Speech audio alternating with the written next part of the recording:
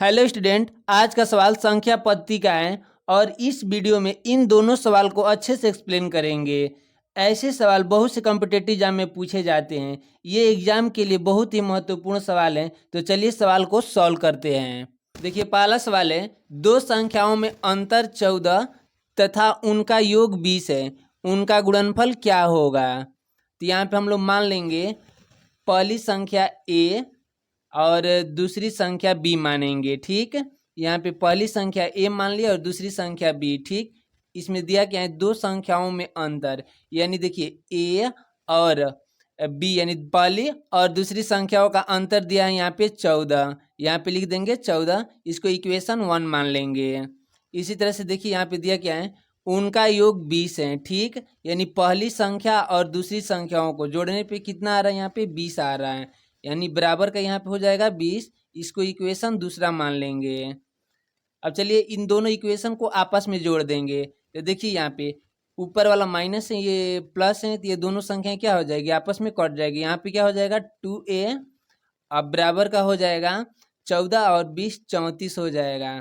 इसे आगे सॉल्व करेंगे तो यहाँ पे हो जाएगा a बराबर 34, अब बट्टा में ये देखिए इधर गुणा के रूप में इधर आ जाएगा बट्टा में, यानी 2 हो जाएगा। इसको सॉल्व करेंगे तो यहाँ पे हो जाएगा 17, यानी ए का मान, यानी पहली संख्या हम लोग को निकल गई 17। ठीक, हम लोग को दूसरी संख्या निकालनी होगी।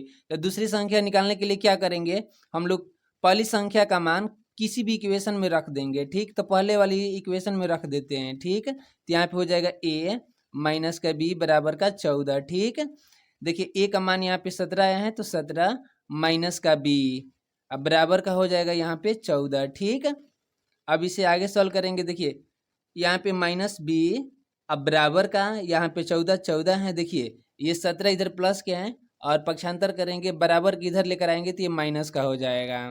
तो बराबर का हो जाएगा माइनस बी बराबर हो जाएगा हम लोग का माइनस का 3। ठीक, देखिए पहली संख्या हम लोग का 17 निकल गई और दूसरी संख्या 3 निकल गई। ठीक, ये देखिए माइनस माइनस क्या हो जाएगा, कट जाएगा, दोनों ओर हैं तो। ठीक, तो बी बराबर हम लोग का 3 प्राप्त हुआ। ठीक, अब देखिए आगे क्या दिया है, उनका गुणनफल क्या होगा, यानी ए इंटू बी, यानी पहली और दूसरी संख्याओं का गुणनफल क्या होगा।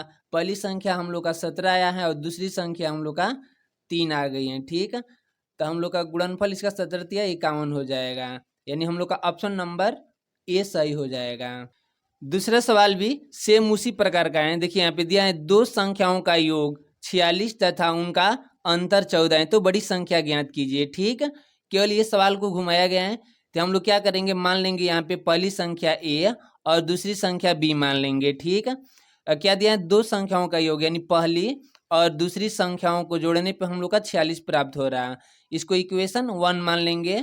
इसी तरह से देखिए उनका अंतर 14 है, यानी पहली और दूसरी संख्याओं का अंतर यहाँ पे 14 हो जाएगा, इक्वेशन इसको दूसरा मान लेंगे।